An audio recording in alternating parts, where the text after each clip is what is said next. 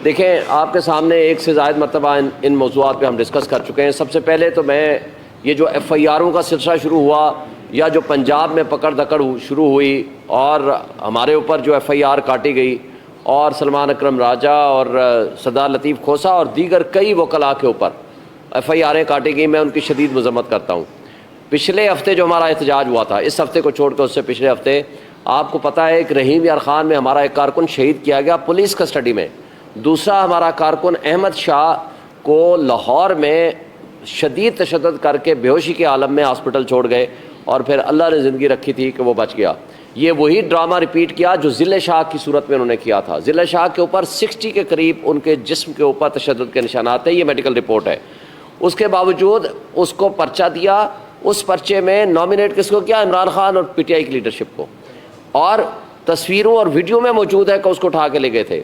इसी तरह आपको याद होगा बाद में मरियम बीबी ने यह कहा, वो जो डाकू रानी आजकल मुसल्लत है हमारे पंजाब में, जो कि खुद हार चुकी है, डाका जनी के ज़रिए वो वजूद में आई है उसकी हुकूमत, और उसने कहा नहीं इसको दूसरा एंगल दो। वो ऑडियो आपके पास है और उसको उसने रिफ्यूज़ नहीं किया। दूसरा एंगल दो एक्सीडेंट का, वो एंगल दिया गया, दूसरी FIR काटी गई एक्सीडेंट का, फिर वो पर्चा जो है वो हमारे लोगों के ऊपर कर दिया गया।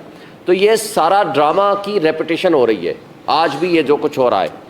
और इस सब कुछ के बावजूद एक बात आपको बता दूं, जो कुछ इन्होंने फ्रॉड किया है, जो ठगों की हुकूमत इस वक्त मुसल्लत है, खा वो फेडरल में हो खा वो पंजाब हुकूमत हो, ये जिस अंदाज से ये मुसल्लत हुए हैं वो सब आपके सामने हैं। और आप सारे इस्लामाबाद में बैठने वाले, ये मेरी कॉन्स्टिट्यूंसी आपको पता है, और यहाँ से सामने रिटर्निंग अफसर का दफ्तर है।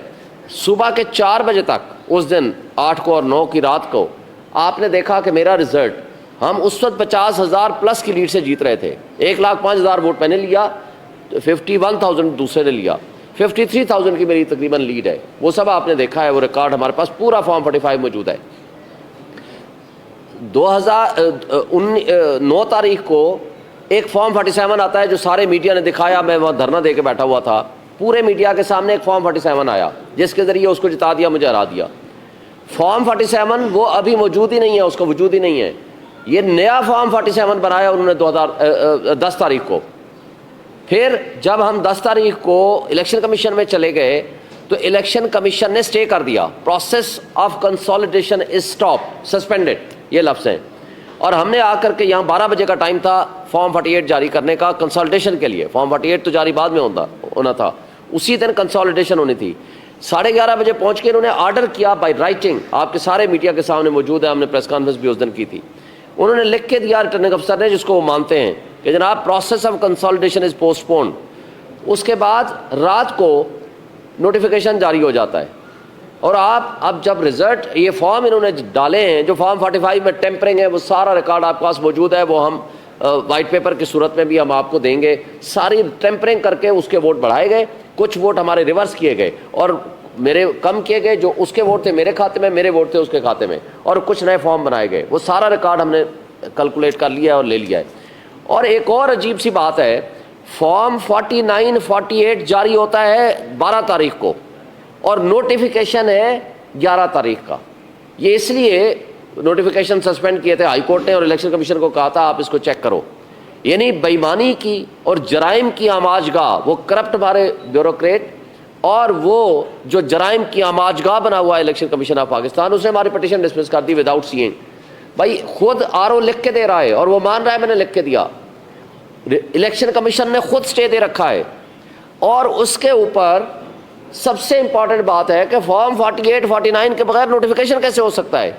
लेकिन इस सारी मिली भगत के बावजूद आज तक हम बाहर बैठे हुए हैं, वो कठपुतली और नाजायज़ MNA अंदर बैठे हुए हैं। और अगर हम पुरअमन एहतजाज करें तो हमारे लोगों के ऊपर FIR, तशद्दुद और जो कुछ हुआ है इसकी हम शदीद मज़म्मत करते हैं। लेकिन एक बात, हम इनके सहूलतकारों को और स्पेशली एस्टेब्लिशमेंट को एक बात कहना चाहते हैं कि इस मुल्क में हम जैसे अगर कानून के रखवाले, कानून को नाफिज करने वाले और लॉ अबाइडिंग सिटीजन्स के ऊपर, वकला के ऊपर, सीनियर वकीलों के ऊपर भी इस तरह अगर आपने पर्चे करने हैं तो अफसोस से कहना पड़ता है इस मुल्क में फिर ना आइन है, ना कानून है, ना जंगल का कानून भी इससे फिर बेहतर होगा।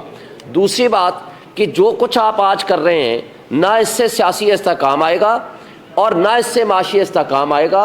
लोग ऑलरेडी बेरोजगार हो चुके हैं, $18 बिलियन सालाना मुफ्त मरात बदमाशियाँ ऊपर खा रहा है। आपने मजीद कर्जे लेके इस मुल्क के लोगों को, जो 12 रुपये हमारा बिजली का यूनिट था उसको 70 रुपये पे पहुँचाया, और कल आपने फिर जो 500 रुपये गैस का बिल होता था 50,000 पे पहुँचाया। अब आपने जो मजीद जुल्म करने हैं, इसके ज़रिए, इन हरकतों के ज़रिए ना इन्वेस्टमेंट आएगी, इस मुल्क के लोगों को मजीद आपने गुर्बत की लकीर के नीचे फेंकना है, और इससे नेशनल सिक्योरिटी एट रिस्क आ जाएगी। इसलिए आज भी वक्त है इन ठगों को हमारे ऊपर मुसल्लत करना छोड़ दें। और ये जो अभी आज लिस्ट आई है मिनिस्टर्स की, आप उनके नाम उठा के देख लें, सब फॉर्म 45 से हारे हुए लोग हैं। इनको अगर हमारे ऊपर मुसल्लत करना है तो लोग इनको एक्सेप्ट नहीं करेंगे। ना ये रिफॉर्म्स करने की कैपेसिटी रखते हैं, ना इनमें सलाहियत है, ना इनकी नीयत है। ये इन्होंने माल कमाना है, इस मुल्क से बाहर चले जाना है। मैं इन्हीं अल्फाज के साथ आपका बहुत मशकूर हूँ। Thank you. बहुत शुक्रिया जी, थैंक यू।